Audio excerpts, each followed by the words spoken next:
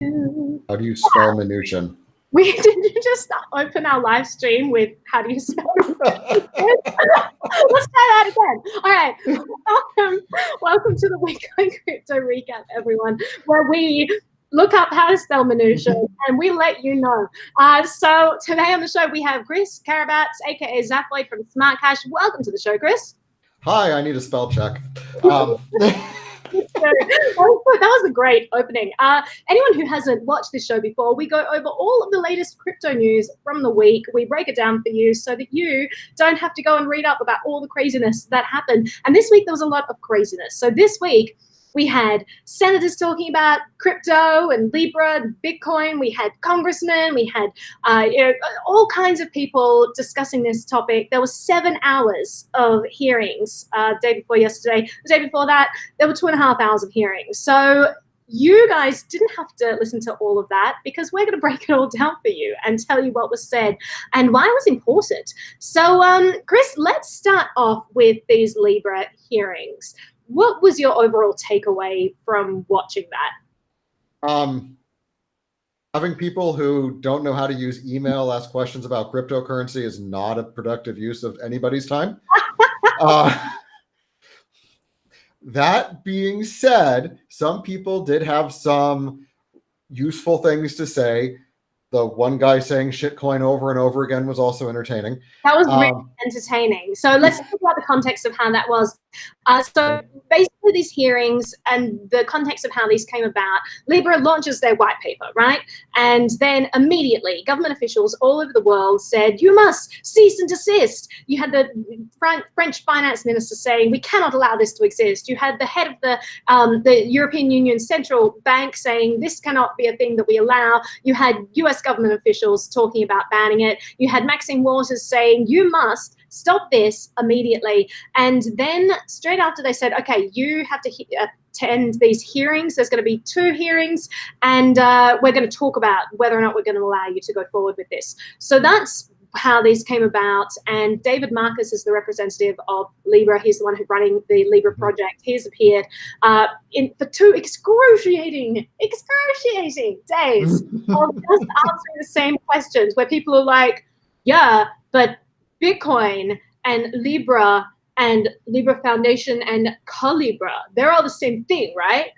And he's like, let me start from the top here. And he's just like explaining the same thing over and over. And so the shitcoin bit was part of that. One of the people who said that listen, it basically, I mean, I don't really understand why he wanted to ask that question. I wonder whether that was maybe he just wanted to say shitcoin. I'm pretty sure he knew like 2 things about cryptocurrency. One was Bitcoin and the other was shitcoin, and he wanted an excuse to say that as much as he could. The point, like, is Libra a Bitcoin or a shitcoin? It's like that question doesn't make sense, but I understand what you're getting at there, and definitely shitcoin.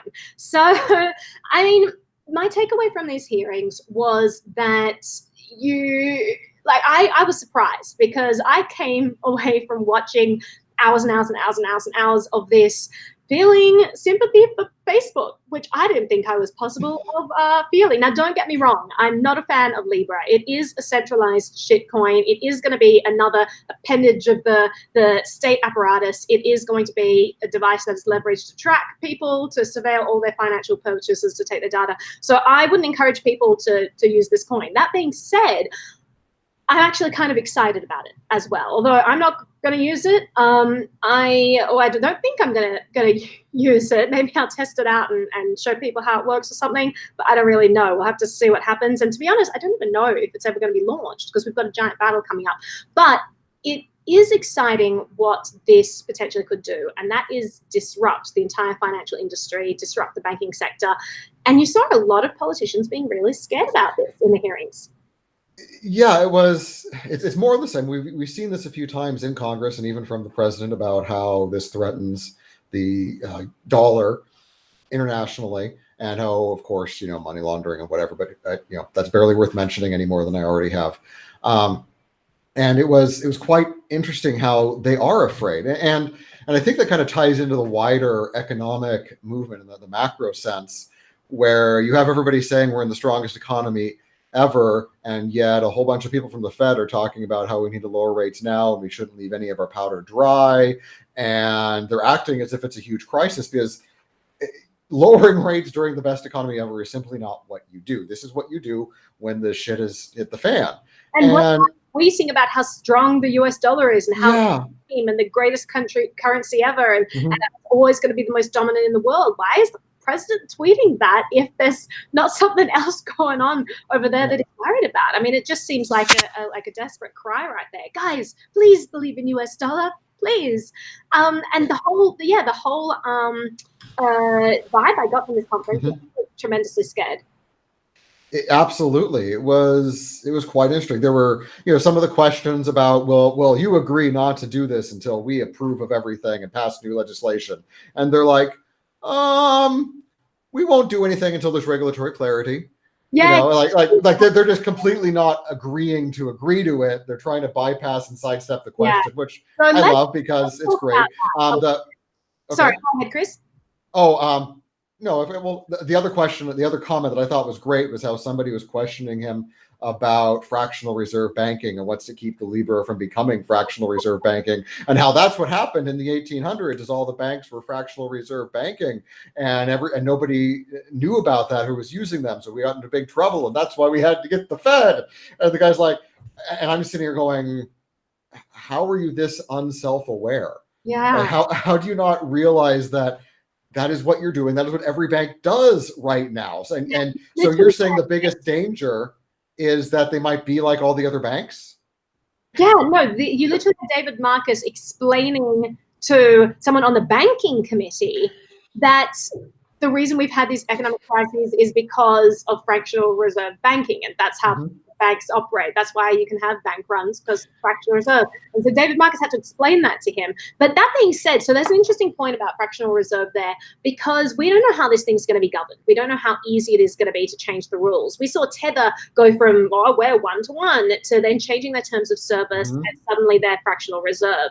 So I think it's an interesting question that this guy was completely off base about in asking it, because he didn't understand why these crises came around. Like, everyone trusted the banks. I trusted my money in the banks. It's like, well, if it's fractional reserve, you probably shouldn't trust your money in the banks. But it is an interesting question of to what degree they're going to have the ability to change these rules along the way. It doesn't require a 51% majority in order for this to happen, because this is a permissioned, centralized blockchain that they're using. So they could change the rules if the people on the committee agreed. And, fractional reserve is used for a reason. It makes people a ton of money. So, can you imagine Visa, MasterCard, PayPal all say, actually, we don't want to make money from that? Like, I mean, it's a slippery slope that I think that we're going to have to learn more about how this thing is governed. But the other thing I wanted to bring up was what you mentioned at the start. What was the point that you said before the fractional reserve?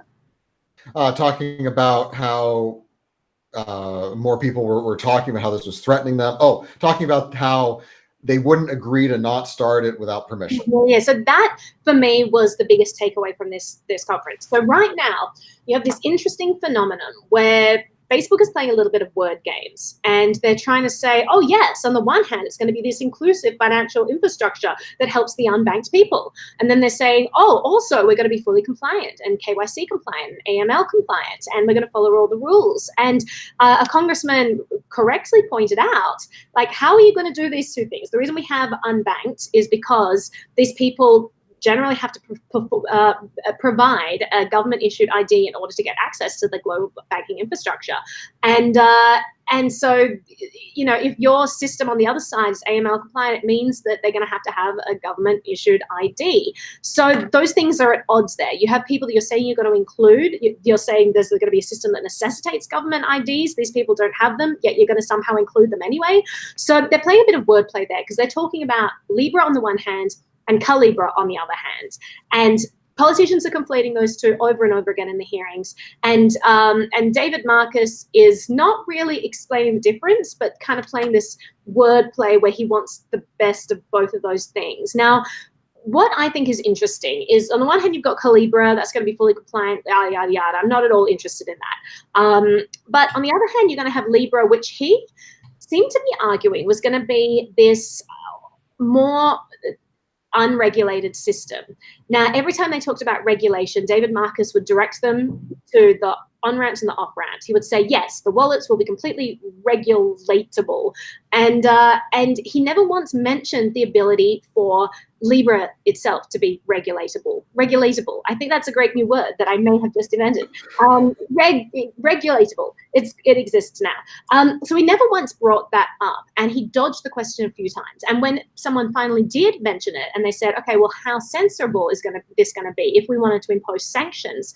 And we don't want to just do it on the wallets. If we wanted the Libra network to say stop, not post a certain transaction to the blockchain, can we do that? And he responded to say, well, no, you would use the on-ramps, not off-ramps. They're the things that you'd be able to regulate. So that was a lot of insight for me, because that dictates how the direction Facebook wants to be going in. So it seems like their entire battle plan is to convince the regulators to just go after the on-ramps and off-ramps rather than ban Libra or try to regulate Libra or have that as a coercion tool in general. I think they're not going to succeed, but if they do, they have tremendous amount of resources. If this is what they're after, then they could spend a lot of resources lobbying this case, and if they're successful, could create amazing precedent for other blockchains, other companies to create competing financial assets, other sovereign individuals to create their own chains. I mean, this is a really interesting turn of events, and the hearings showed that Facebook, although being very compliant and saying, yes, we will follow you, again, with the Maxine Waters thing you brought up, Chris, you said that he dodged her question. He, instead of saying, yes, we will agree, because she pressured him, she put him in. The woman after her put him in a corner as well and said, answer right here. Will you commit to a moratorium on development? Will you agree to stop right now development on Libra? And he said, we absolutely commit to not launching anything until we have approval. And so they're like, so that's a no, you won't agree to stop. So Facebook is fighting back here, and I like seeing that. And it's going to be interesting what precedents come out of all of these, this entire legal battle. Yeah, I'm quite interested to see where this goes, because this will result in a lot of spin-offs in the crypto space where people are finally realizing, we'll have some solid answer. This is what we can do without having the government come down on us. And there's also the aspect of, with the theoretically unregulated Libra-ish thing, how that'll actually work out, it's hard to say, but they really are trying to push to get a bunch of the unbanked in on this platform. And we're talking about the on-ramps and off-ramps will be where the AML KYC is. But if I just send you, if I go through AML KYC and then send you some Libra, that it seems from what he was saying, the way you're describing it, you wouldn't have to go through any process to get that Libra. Like, you just be able to get it. And of course, Facebook wants the data from all of these people who are unbanked. I mean, that's their obvious goal here. And they'd love to be able to figure out what these people are spending money on so they can figure out how to advertise to them. But it'll be very interesting to see how that goes. And it probably will result in a lot more people realizing that non-government controlled currencies are a legitimate thing. And I expect that will be a good thing for the actual crypto space. Yeah, I think that also this really highlights how important decentralization is. Now, we've been kind of joking about this in the Bitcoin space for a while, where you have all of these coins that are quasi-centralized or overtly centralized, companies saying, well, we're going to create our own blockchain, and it's still going to be just as valuable, in fact, even more valuable than Bitcoin, and we're going to create this amazing network effect, and la, la, la, la. And everyone in Bitcoin is kind of going, no, the point is to have it decentralized. These companies like, no, because we could scale better by doing it this way. It could be faster and more efficient and all of these perks. Suddenly you have Libra coming out where they're saying the exact same thing. They're saying, listen, we want to move towards a decentralized system, but the tech is not there yet for us to sufficiently scale. And I think they're correct there, but there's a giant trade-off. And I think that Facebook is finally realizing what that trade-off is, because the government is just going to go after them and shut them down. That is why things need to be decentralized. That is why that is of primary importance above all of these other issues. Absolutely. And Libra has talked about going decentralized in 5 years or whatever, but there is all of zero information on exactly what that's going to look like or how that would work or what even they will do up until then to determine how they will become more decentralized. So I wouldn't take their word on that at all, because why would you?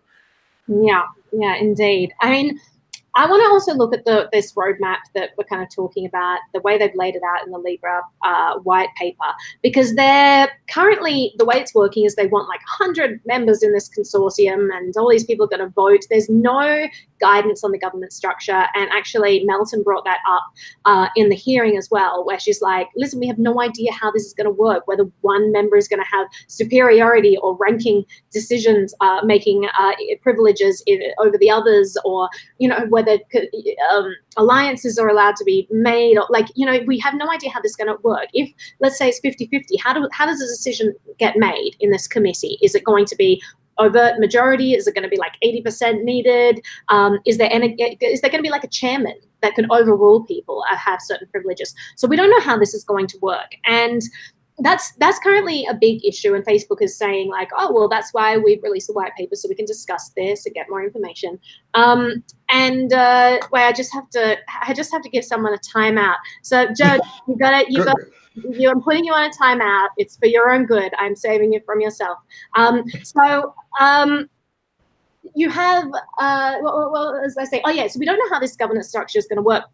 Furthermore, their roadmap dictates that they plan to become decentralized. Now, I take huge issue with this, because you have a decentralized consortium of very powerful players, including MasterCard and PayPal and Visa and Uber and Spotify and Facebook and all of these giant corporations.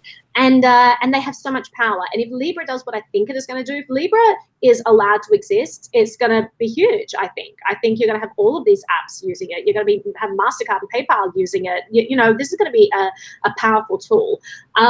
Now, if that is in existence and they have all of this power, then I don't see them wanting to relinquish that power. I don't see MasterCard saying, guys, I've decided it's time for us to become decentralized.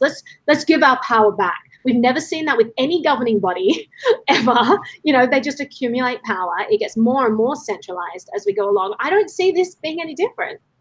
I 100% agree. I am incredibly doubtful that they will ever become anything that the crypto community would consider to be decentralized. But, you know, at the same time, I'm not really worried about, will there be 5 years from now? That's not my primary concern, because a lot can happen between here and there. I am more concerned with how the government is having an absolute freak out about this right now, and how Facebook appears to be moving forward anyway. Yeah. And, you know, the decentralization, I 100% agree with you that I don't see Visa and MasterCard going, we're cool. We don't need to control that anymore. Yeah. I want to be in charge of all this stuff. Yeah. I mean, they know it'll be bigger than any of the banks they control right now. I mean, it's quite obvious what will happen here. And it's going to be amazing, and it could cause a huge amount of shakeup in the financial space. Absolutely. And I think it will. And as soon as they get through this and get away with it, we're talking about people in the crypto space copying them. But, you know, I mean, we already have a JP Morgan coin, and they're going to go, yeah, we're going to be consumer facing too. Thanks, guys. Yeah. And we're also going to have an Amazon coin. We're also have I don't know whether MySpace wants to make a comeback here. You kind of missed the boat, MySpace. I'm sorry, won't be that useful. But maybe you could, like, you know, join forces with LiveJournal or something, create something good there. Someone asked like where the guitar is, so I'm actually coming to you live from Vegas at the moment. I can show you the outside of my window there. I can see the Paris hotel. I'm here at Freedom Fest, and then Sunday I'm going to Anarco Vegas for anyone interested. So if you are around Vegas, then come and say hi. But it is, I mean, this whole thing that we're seeing right now play before our eyes is really interesting, and governments are incredibly threatened. Someone in the chat mentions that Libra is Orwell's 1984. Honestly, I think the US dollar is Orwell's 1984. This is a tool of power used by the state to coerce other countries, to coerce citizens within its own country. This is something that Brad Sherman, congressman, literally said himself. He said that America derives most of its power because the US dollar is the reserve currency. What does he mean by power? He means the ability to project their policies onto other sovereign nations, to make other countries toe the line, to leverage that power and make decisions for other countries. They do this for people within their own countries. So, I mean, at the moment, if you want to send money to a family member in Russia, it's going to be censored. If you want to send money to a relief effort in Venezuela, it's going to be censored. If you want to send money that is you're suspiciously large, it's going to be frozen. You're going to have to go in for a tremendous amount of questioning. It's just not a free vehicle for people to put the value of their work into their own choices. This is a tool for coercion, and it's an insidious tool. And that's why Bitcoin is important. Now, Libra, I don't think is going to be any different. I think, well, like my prediction, we'll see if this plays out. I don't know what's going to happen. My prediction is that Libra is going to fight to a certain extent for certain privileges. They will try to make Libra an open network, still going to be a network that has a tremendous amount of power, and it's still going to be centralized. And so that is going to be a leverage point for governments, whether we like it or not. And I think that Libra is going to be co-opted in that tool. So I think you're right there, but that's why we're lucky to have Bitcoin. And I think people are realizing more and more the power of decentralized money and why it is so important, because not just because it can't be shut down, but because you don't have those central powers to coerce. Government has coerced MasterCard in the past. That's how they were able to stop WikiLeaks donations. They were able to coerce PayPal for the same thing. They're able to coerce Visa. This is how they stop, a lot of people getting monetizing their companies. This is how they stop businesses in the marijuana industry functioning. They pressure these intermediaries. And if these intermediaries are now in charge of the Libra Foundation and part of the validating node structure, then this is not going to be any better than the current system. It is superior in that it's international money, it can transcend borders. That's an interesting innovation. And it is great that now we have competition in the marketplace, and this is going to set a precedent for other people creating competing currencies. And then, people will gravitate towards the best money. That's an exciting future I'm looking forward to. But at the moment, Bitcoin's still the best money. It's decentralized.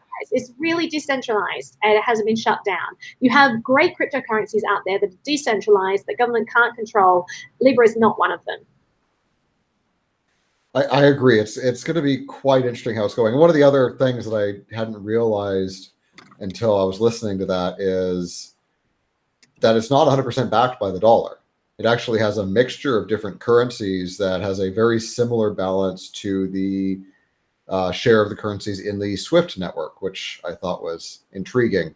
But certainly the Congress people were less than pleased at Libra not being 100% US dollar back, but actually having that basket of different currencies. Yeah.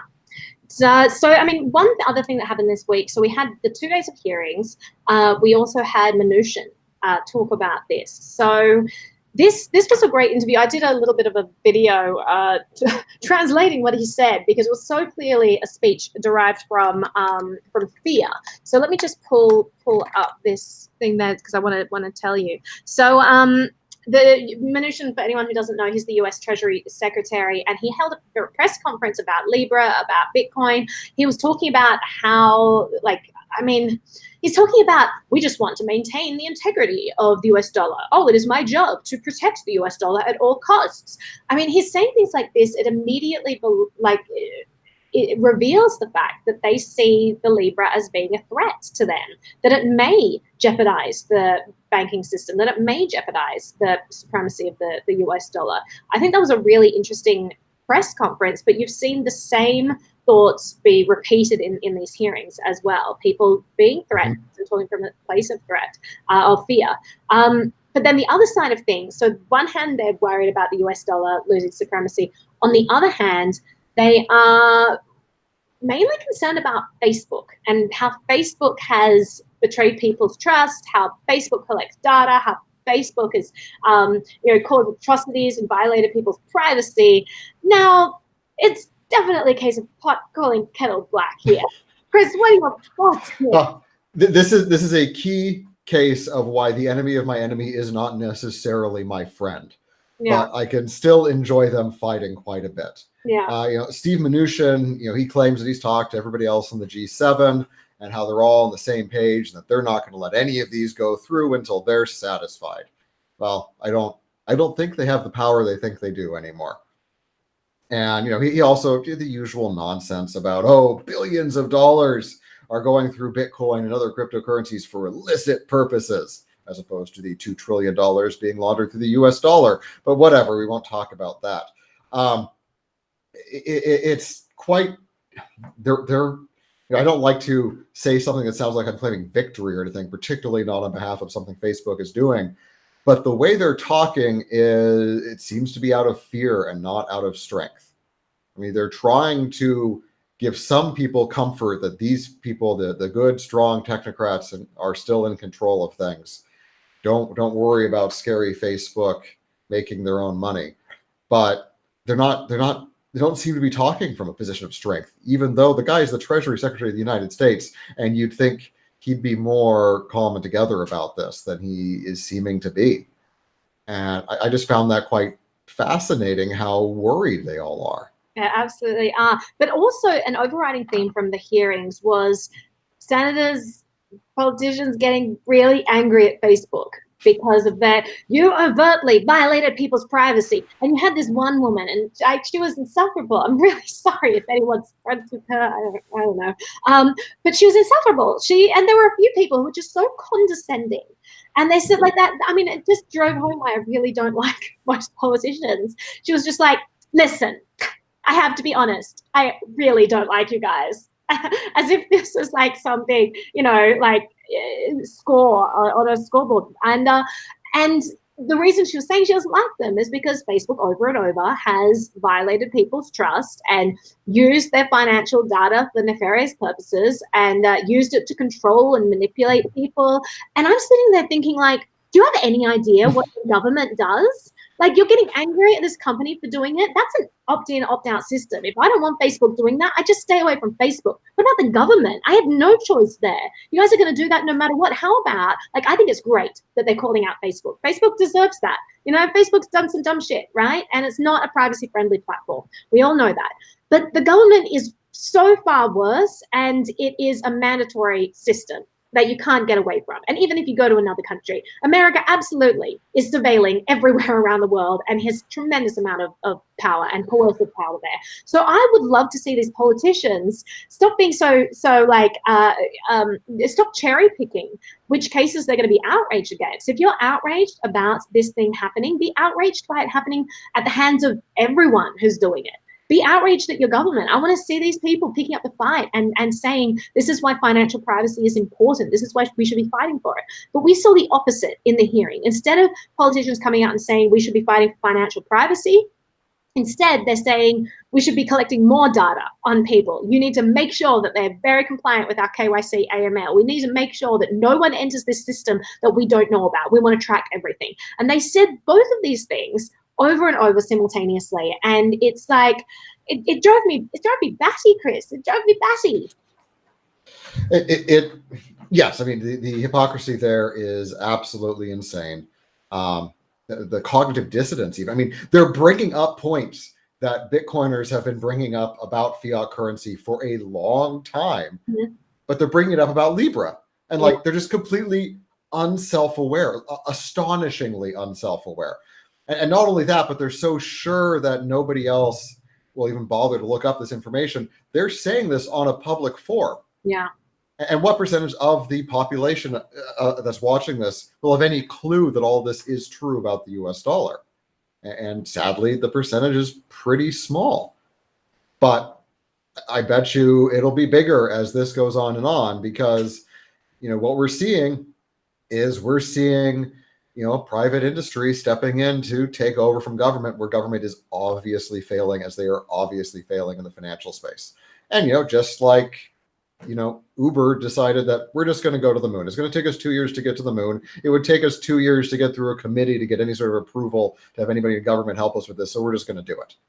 And that is kind of the tone of the future, which can be terrifying, because places like Facebook and Uber are pretty good about getting government money, and they have good lobbyists, and they're not really the good guys here. But at the same time, we can be happy that at least they are moving into opt-in systems instead of opt-out at gunpoint. Yeah, and this point was brought up in the chat as well about Facebook as a surveillance tool, which I think is important, co-opted because the government had certain surveillance programs in place that were incredibly costly and inefficient and all of this.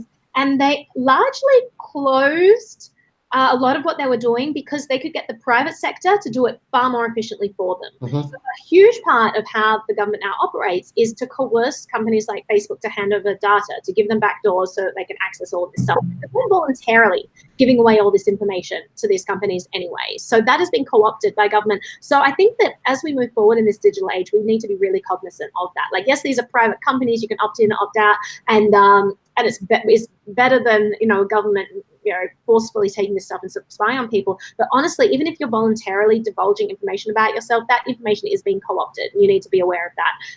And it's like just presume that nothing is private, because I know so many companies out there, and a lot of them are under gag orders. They can't talk about it. They can't ever say, like, you will never hear Facebook say, guys, just letting you know, the government asked for these personal details, so we let them know. Like, they can't say anything about this. They just have to give over information, and no one can do anything about it.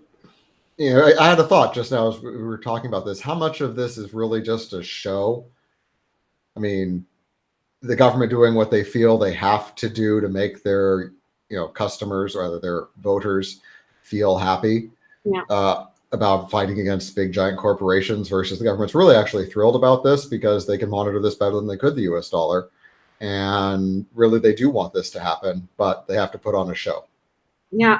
Absolutely. I don't know. That was completely like, whatever, Manchurian Candidate paranoid of me, but at the same time. And you know what? Stossel brought it up today. I just did an interview with him that will be coming out soon, so you can all see this. But he brought up that point about this whole political theater thing. And really, a lot of what we saw in the hearings was just bloviating from politicians who want to please their constituents and act like they're doing something. Like, guys, we're asking the tough questions. You can count on us to protect your interests. It's like, no, we clearly can't.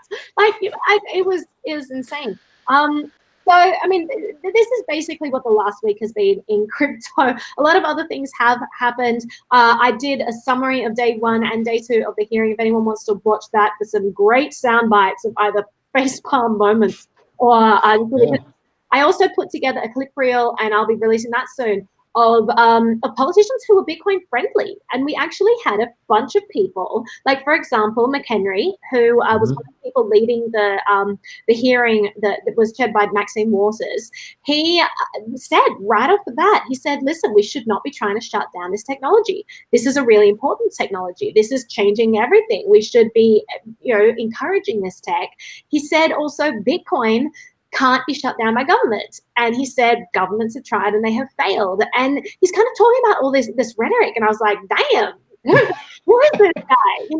I try to ignore politicians as much as possible, but clearly they're going to be dictating how these businesses can operate. You try operating a business in the United States without abiding by the law, like, you're not going to succeed. So we need to make sure that the laws are good. Otherwise, we're just going to see a tremendous amount of businesses just shut down or leaving or severely hindered. So dialogue with politicians is important.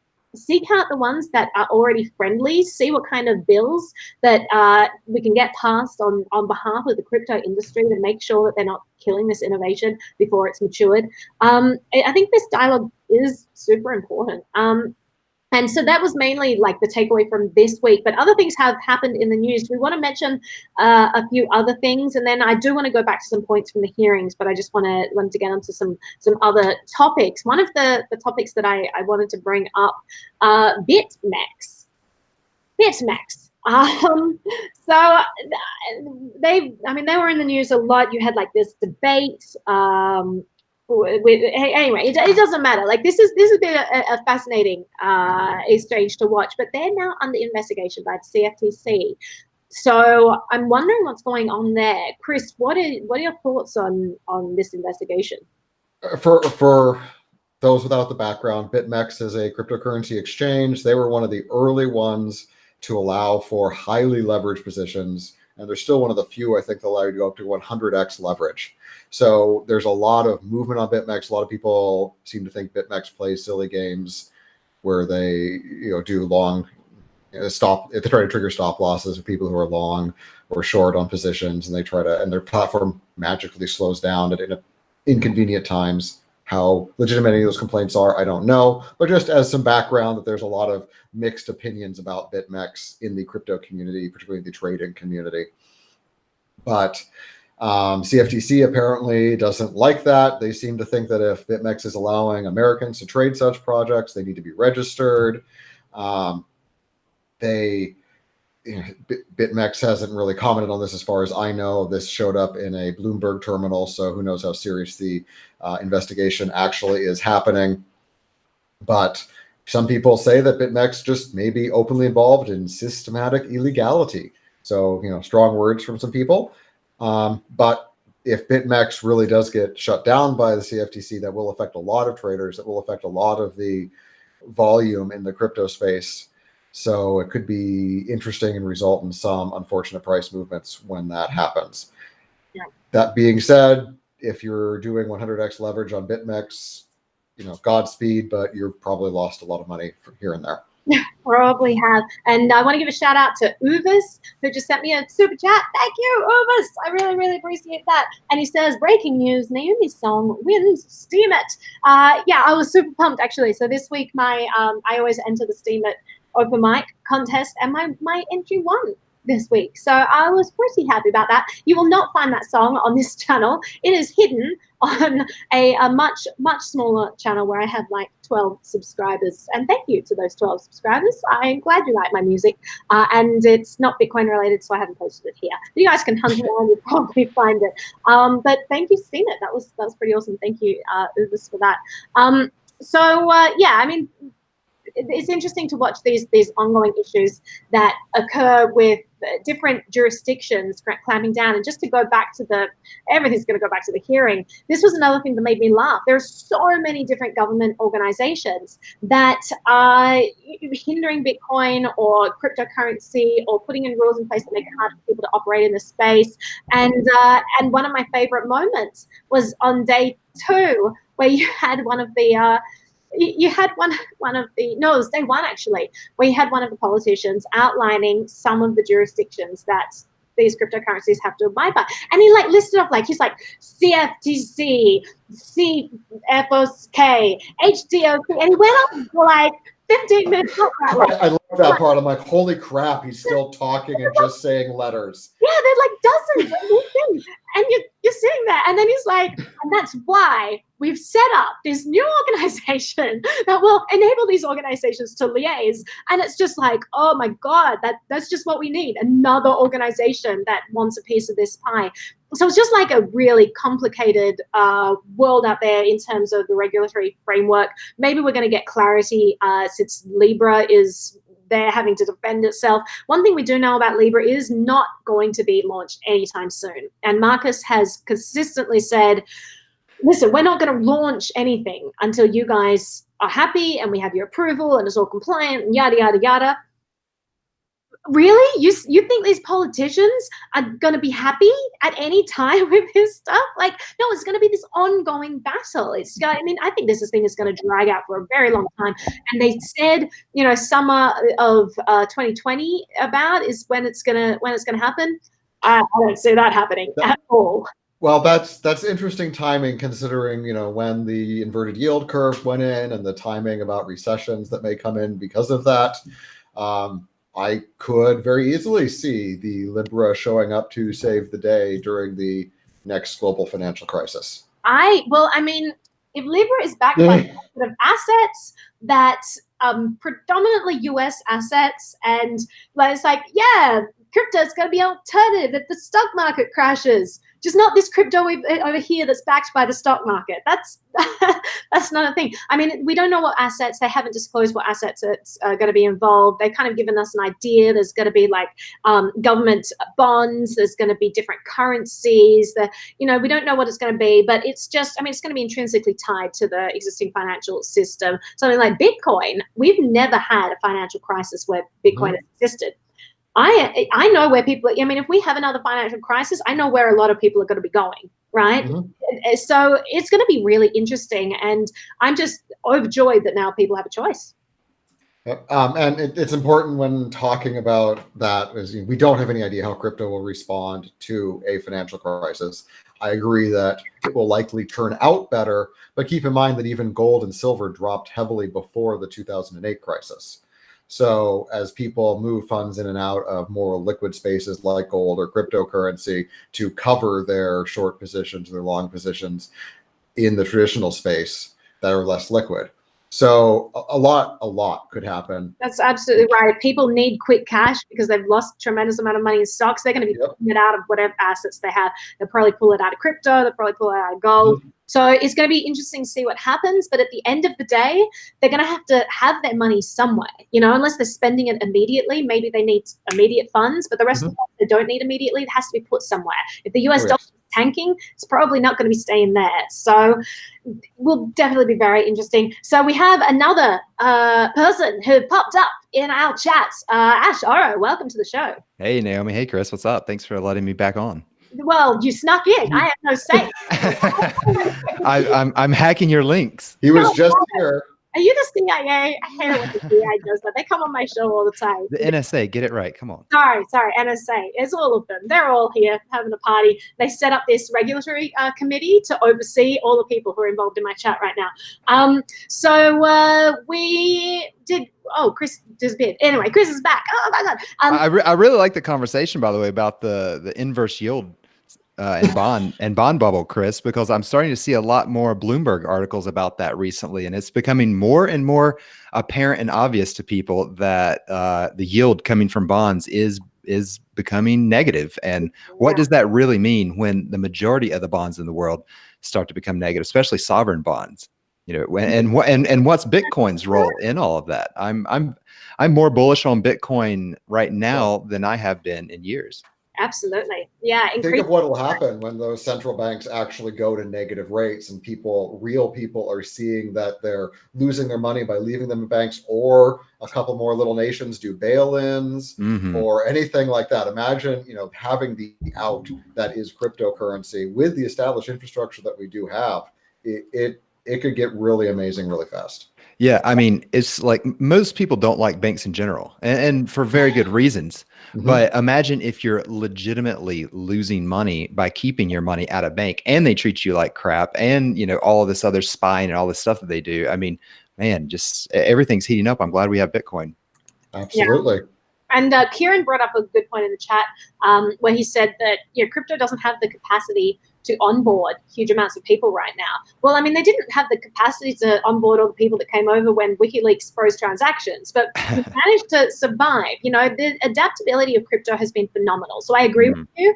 A lot more work needs to be done and is being done, but we have seen it being incredibly resilient despite all of this stuff. And even when we've seen transaction fees go through the roof on Bitcoin, it didn't kill the network. People weren't like, well, so I'm not going to use Bitcoin anymore if that's going to happen. So a lot of people did say that. A lot of people did move to other tokens. Right, but still the value of Bitcoin goes up. Yeah, sure. That is a potential that happens when the network gets clogged and people still use it. So it's like this interesting phenomenon. And also, I mean, there are lots of competing currencies now that have shown to have resilient like ecosystems as well. We've gone through a lot of bear markets since the history of crypto. We have, haven't we? I'm feeling it. And before the Bitcoin bear markets, we went through gold and silver mining stock bear markets. So it's like my entire investing career has been nothing but one big bear market. I know. Let's take a moment of silence, cry and lament our bad choices in life. But yeah, it is really interesting to watch the crypto ecosystem mature and get better at handling this sort of stuff. And I'm excited to see, I'm not sure the crisis will happen tomorrow, but who knows? Who knows? People are developing new tools in crypto all the time. So I'm interested to see what's going to happen by the time we do have the next crash. We have choices. Yeah, exactly. And it's not going to be for everyone. Not everyone is going to be like, oh, I will go to Bitcoin. That is the alternative. You're going to have... What accent is that? They're going to have all their money in their IRA that they've just lost, that, they've already lost the value of their money. So they're kind of screwed. But I think we need to educate people now that they need to be looking at some of the different assets that are emerging, because it does, I mean, you have Donald Trump literally tweeting out about how good the US dollar is, you should stop worrying about and that other dude and the other guy that said US dollar has never been used to launder money. What are you talking about? We have the best AML KYC in the world. Oh my God. I'm sure you guys already talked about that, but oh yes, a few times. Stupid stuff that was said. Well, you also had you had the woman who was like, by the way, actually, that's not how people launder money. They don't use cash anymore. And like you type in to Google, like how to launder money, and like the first page is all cash. There are these organizations all over the world that provide all this data about how overwhelmingly all the money laundering happens in and all the banks that have been caught laundering money using the government's AML systems. I mean, I helped build your Pacific Bank. I know exactly how easy it is for people to lie to you and go around the edges and try to slide money in and falsify invoices and falsify all sorts of stuff. It shows you the desperation that the establishment is coming to, and the true heat and pressure that they're starting to feel because of Bitcoin. And good luck to them, bunch of monsters. Absolutely. So Ash, you didn't just sneak in to call people a bunch of monsters. You're also here because you are the host of EOS Radio. That's right. You also run the EOS Freedom Proxy. Is that what Freedom Proxy? It's a voter proxy, on EOS. Yeah. So tell us a little bit about what's happening with votes on EOS. Update me there, because there's been some this week. For sure. So it's come up recently in the EOS community about voter rewards, voter buying, voter incentives, and stuff like this. We have a lower than expected or lower than desired voter turnout in EOS. I think it's only around 30% or maybe 40%. And, voting, EOS is a governed blockchain. And one of the ways that we protect the chain security wise is we need people to vote. The more people that vote means that the more tokens you, a malicious actor, would need to purchase in order to put your puppet block producer up into a paid spot and start reaping the rewards of the block producer pay that comes from inflation. So with a low voter turnout, it's much easier for people it's a larger attack vector, if you will, for people who maybe aren't aligned or just want to take advantage of EOS inflation. And what has happened recently is the community is quite divided at the moment, and we're still hashing stuff like this out, but we're quite divided at the moment about should you be able to receive any type of compensation for your vote? And said differently, should anyone that receives your vote be allowed to offer compensation for your vote? Great question, right? Because EOS, I keep calling EOS, it's actually EOS. So it is an incredibly fragile system that depends on voter turnout. If voters don't turn out, the system does break down. So it's one point, and I know Brock Pierce brought it up at the recent EOS conference that I went to in San Fran, where he said, listen, this is a big thing. We need to find a way to get voters involved. So this is how this conversation is sort of perpetuated there. The one hand, I mean, you could see the immediate negative impacts of that, where you're buying votes. It's the system for bribery, corruption. But on the other side, if there's no incentive for a person to take out time, and go through the steps of voting, which is time intensive. People have a lot of things to do with their day. And not only is it time intensive, but it locks up your capital as well, because you must stake your tokens for a 3-day lockup period. And so you're not only offering your time and your focus if you want to be an informed voter, it takes time to research that, but you're also locking up your capital. And some people have millions of dollars worth of EOS, and they're locking up their liquidity, and they feel that, I'm giving a service to the EOS blockchain. I'm offering my liquidity, I'm offering my vote, I'm offering my focus and my time, and I'm not really getting that much back. Especially if the EOS token price isn't rising. And so understandably, people, especially in sideways markets, which I think we're in a sideways market right now, people are looking for ways to passively flow passive income for their cryptocurrency, since they're not able to see the capital gains that we saw in previous years. And so what we've noticed is before recently, this has only been under the table. Okay, and what I mean by that is that it's very much divided between East and West. Eastern ideology is that this is just how you do business. If I have 1 million tokens and you have 1 million tokens, well, hey, let's go into business together and let's vote for each other. Right. And that's just kind of how business is done. And I just got off the phone last night with Start EOS. I think they're the #1 block producer right now. And they were very blunt with me. They were like, hey, this is how business is done in China. You know, we're looking for partnerships. We're looking for votes, and we have votes that we can offer you too if we come into partnership with you. In the West, I think, especially in EOS, it's much more libertarian idealism, where they're so afraid of any type of vote buying because we've historically only had the example of a force-based system of the United States government where we cannot opt out of. And so they forget the voluntary nature of the EOS governance and blockchain system, and that they, at any given time, they can always just sell their coins and leave. But there's so much fear about corruption, et cetera, from Western idealists, libertarians specifically, I believe, that this is for sure the main argument is that it's going to create a race to the bottom. And I'd love to quickly make the argument of the race to the bottom. Even though I don't believe it, I still think that it's important for me to, communicate both sides of this. So I try to come across as less biased as possible. The race to the bottom, the fear, this is the #1 argument against vote buying. And when I say vote buying, I mean block producers offering vote incentives, voter rewards to the people that vote for them.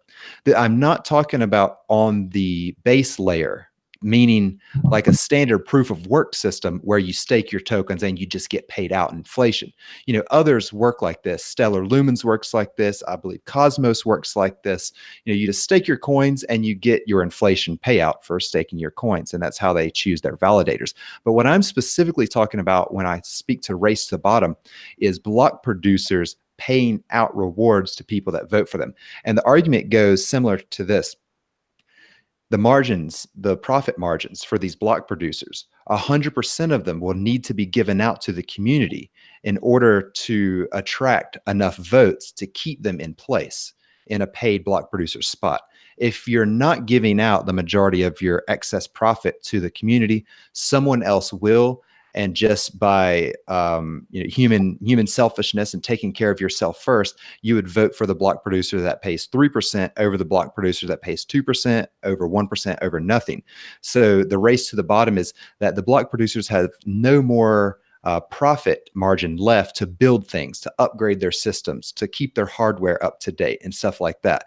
But I think one main thing missing here is that they assume, the people that make this race to the bottom argument assume that block producers' only source of revenue is from block production rewards and inflation. And that's not what we're seeing on EOS. We're seeing profitable businesses, maybe Bitfinex or maybe Nudex. Right now, it's mostly exchanges as other games and casinos and stuff like this build up and become profitable themselves. But they think that because their only revenue source is from inflation, some of the indie BPs, if you will, they mistakenly assume that these larger, more established companies who are block producers kind of on the side because they already had an established business will not have the revenue to also keep up the hardware and keep up the software and create stuff like this. Whereas I believe that these block producers, maybe the block production rewards, the inflation rewards, are only 5% of their overall business. And maybe they use that 5% to hand out to their community for community outreach or for marketing or for various incentive structures, et cetera, to try to get a bit of a leg up on their competition. But what yeah.